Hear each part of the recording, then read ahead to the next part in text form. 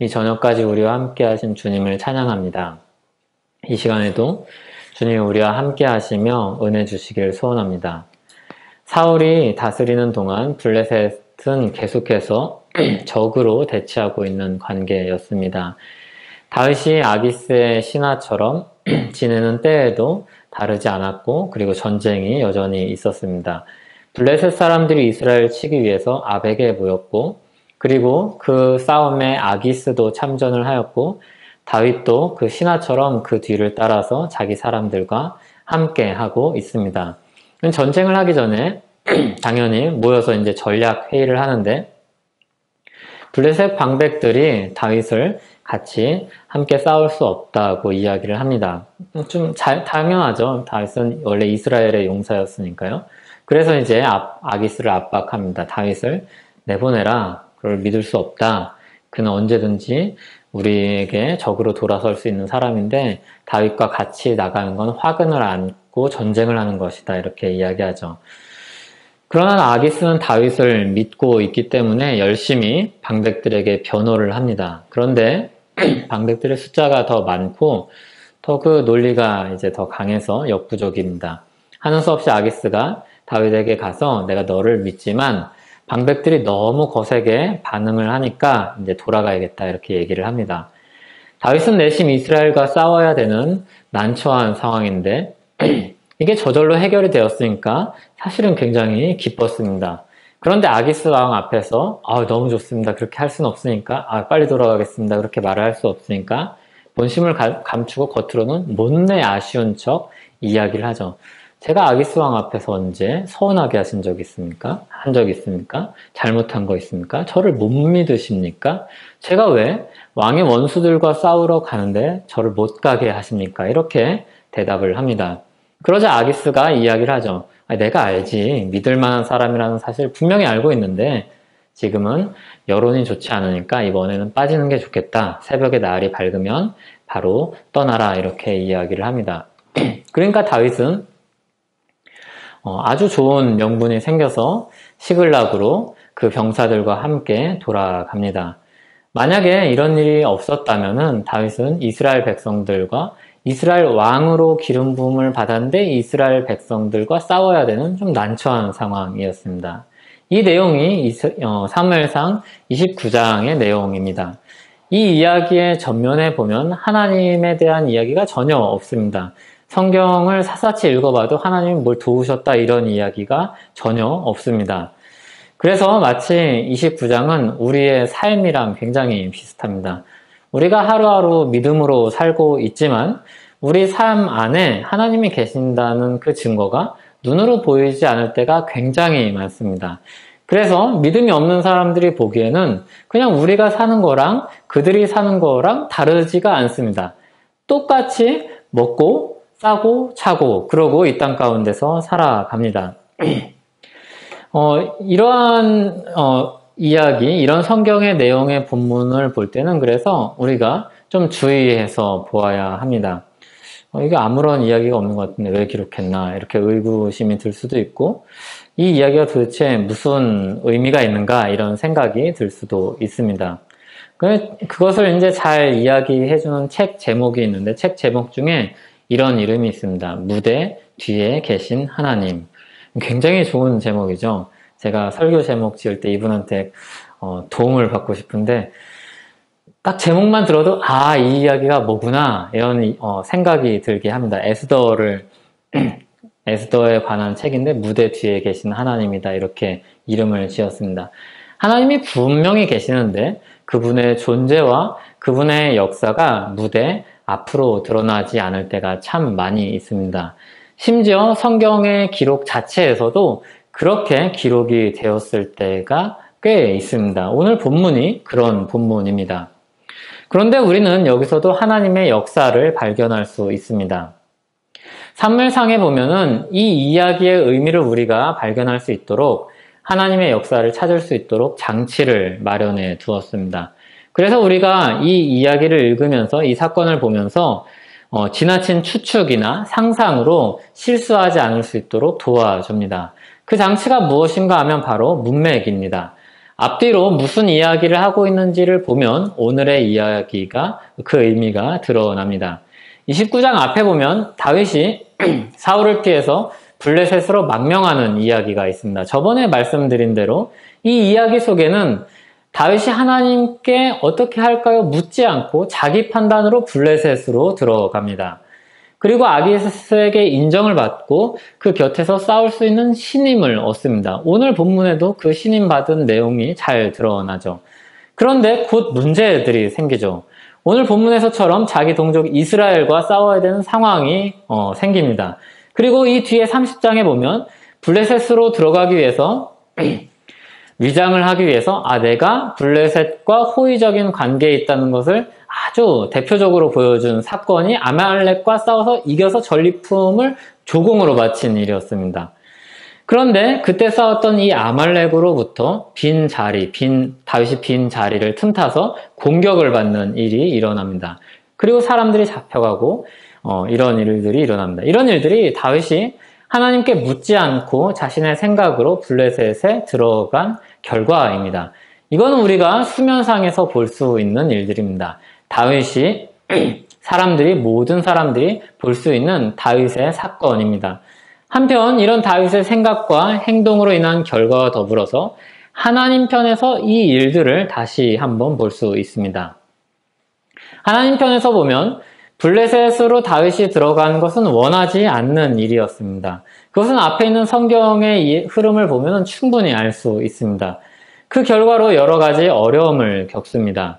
그런데 이 여러 가지 어려움을 겪는 것은 다윗이 한 행위에 대한 결과입니다. 그럼에도 하나님은 그와 함께 하시며 그를 다시 이스라엘로 돌려보내서 왕으로 세우려는 계획을 가지고 계십니다.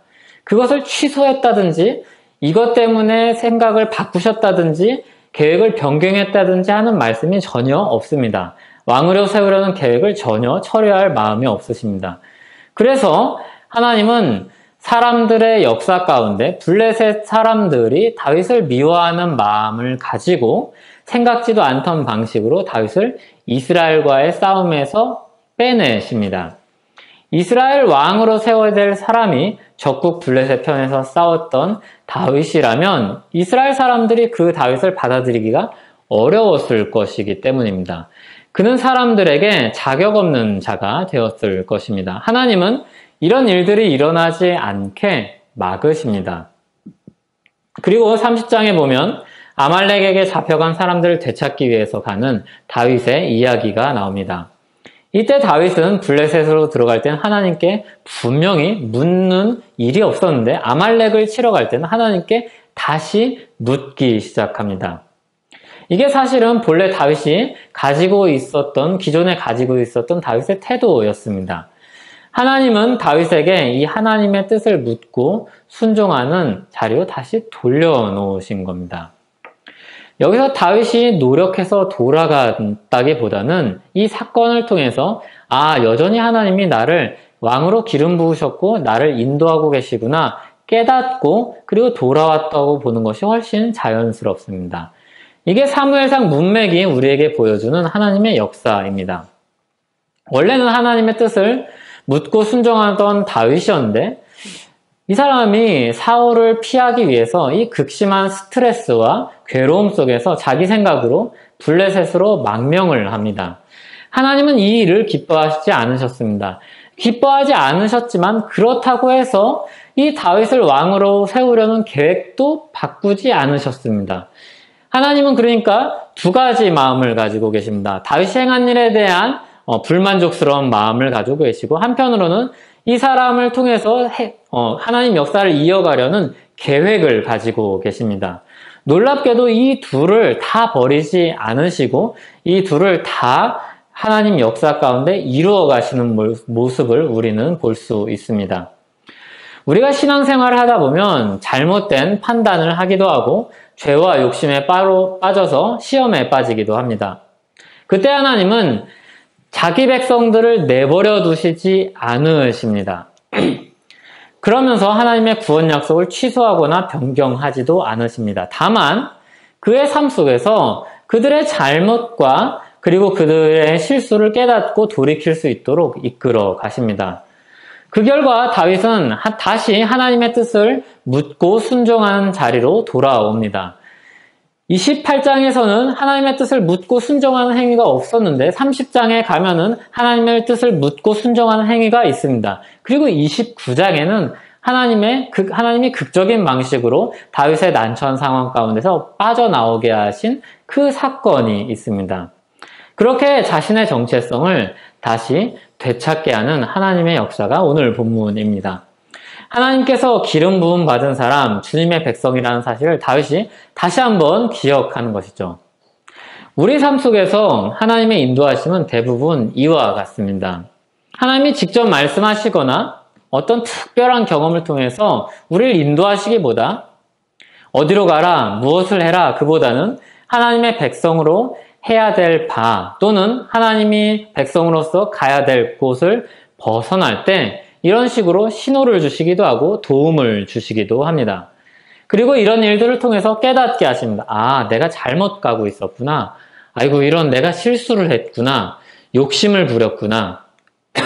그렇게 하나님과 동행하던 길에서 벗어난 주님의 백성들을 다시 주님의 길로 돌아오게 하십니다.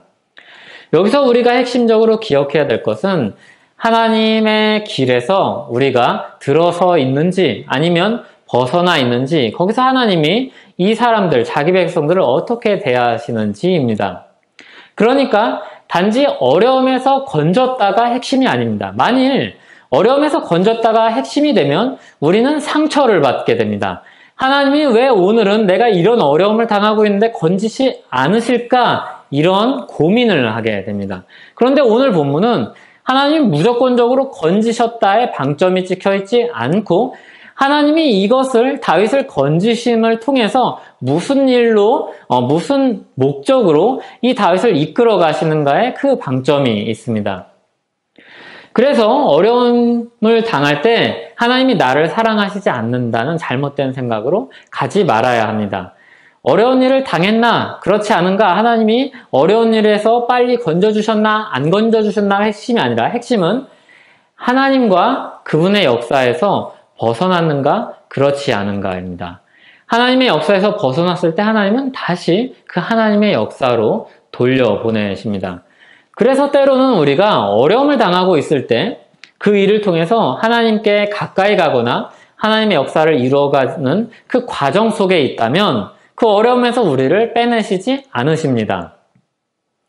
분명히 우리를 아시고 우리를 지켜보시고 우리를 사랑하시고 우리를 인도하시는데 우리가 어려움 속에 있다는 것을 아시는데 죽을 것 같은 고통에 있다는 사실도 아시는데 때로는 그 고통 속에 우리를 내버려 두십니다. 그때는 하나님이 우리를 몰라서도 아니요, 사랑하지 않아서도 아니요, 하나님이 눈을 돌려서도 아니요, 우리를 괴로움 속에 내버려 두려고 하시는 게 목적 자체이기 때문도 아닙니다. 오히려 그 시간, 그 사건, 그 고통이 우리를 인도하는 시간이요, 우리를 여전히 사랑하시는 때이며 우리를 주님께로 나아가는 방법이기 때문에 그렇습니다. 그래서 어려움 가운데서 하나님이 다윗을 건지신 이 사건을 통해서 그냥 우리가 열심히 기도하면 건져주시겠구나. 이건 잘못된 적용이고 잘못된 해석입니다.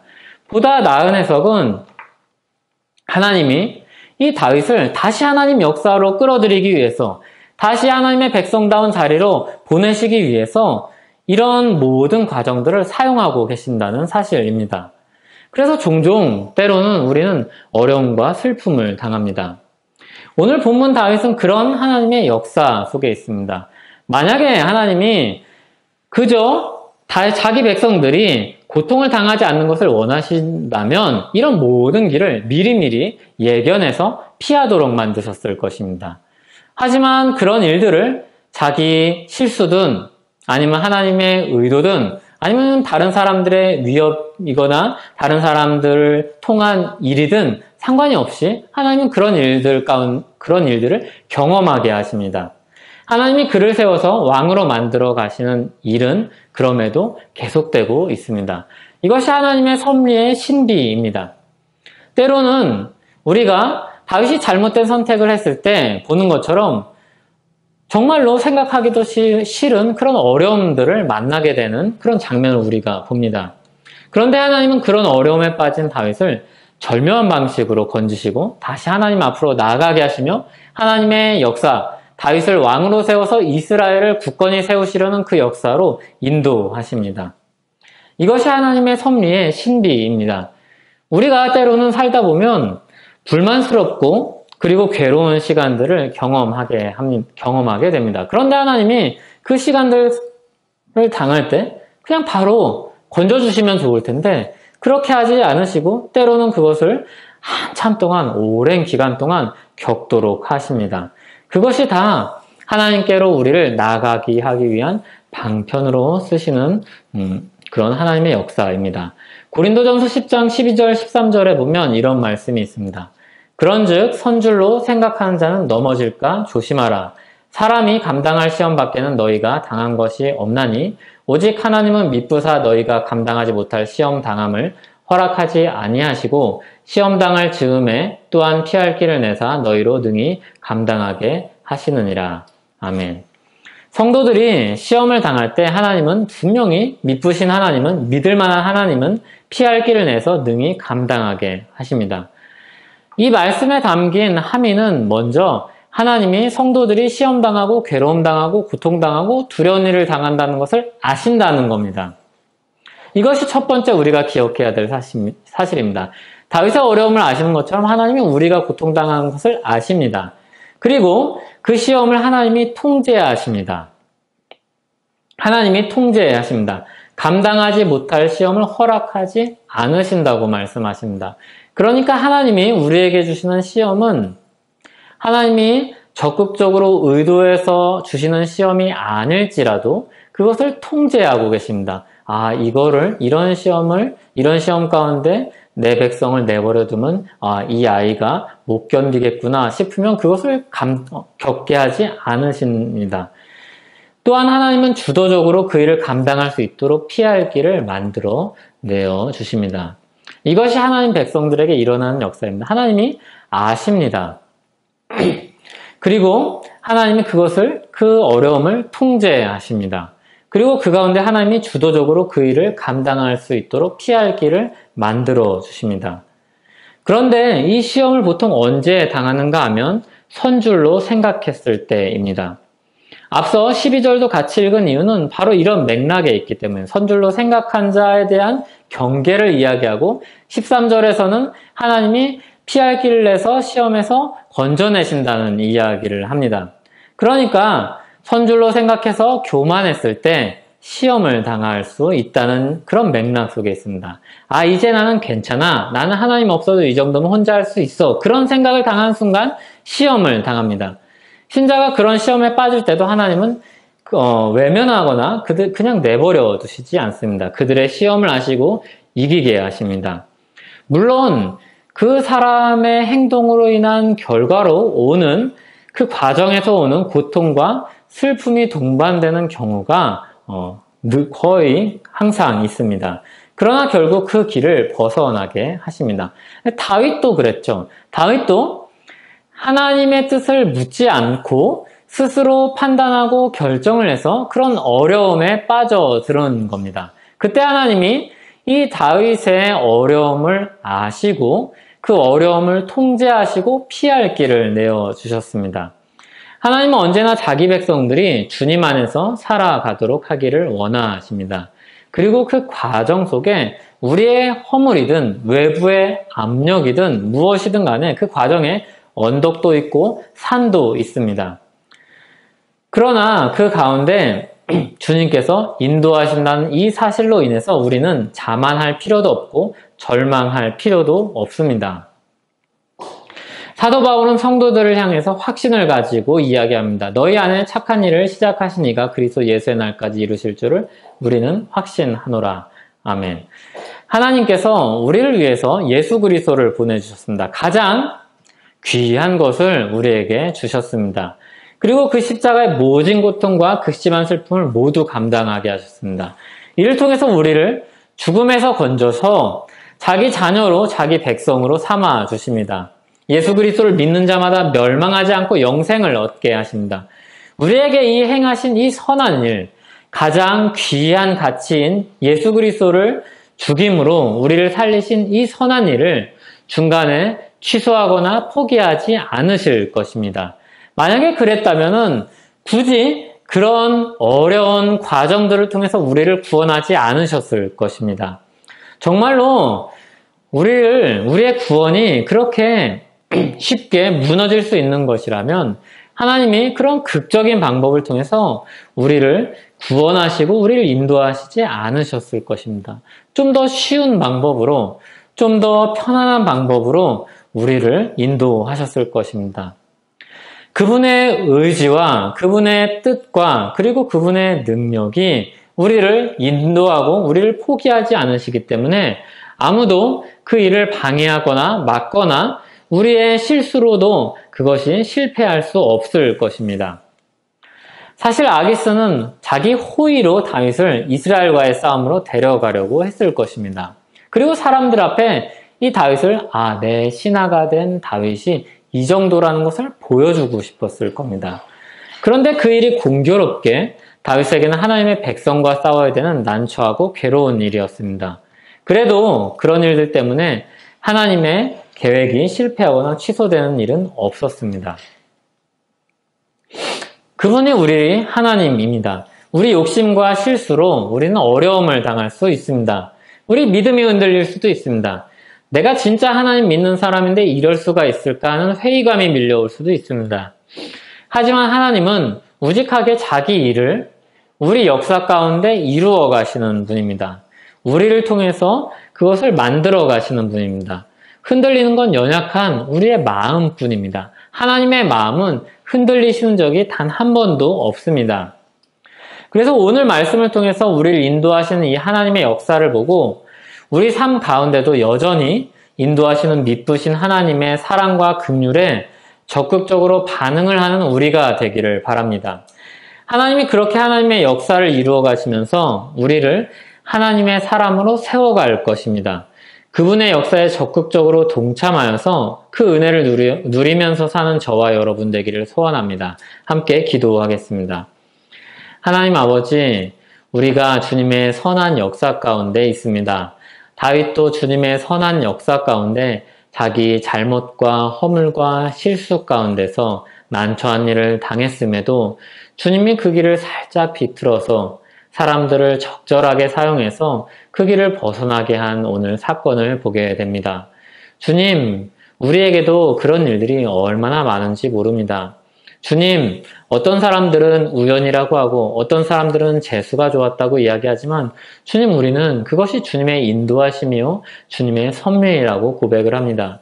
주님께서 우리와 함께 하시기 때문에 우리 가운데 있었던 결과입니다.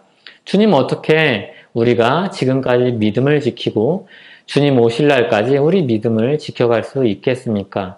주님, 우리가 어떻게 주님의 역사 가운데 계속해서 서 있을 수 있겠습니까? 우리의 능력으로는 할 수 없는 일이오나 주님께서 그 일을 하고 계시오니 우리가 믿음으로 그 사실을 붙들고 가며 또 주님께 믿음으로 적극적으로 반응하는 우리 삶 되게 하여 주시옵소서. 예수님의 이름으로 기도하옵나이다. 아멘.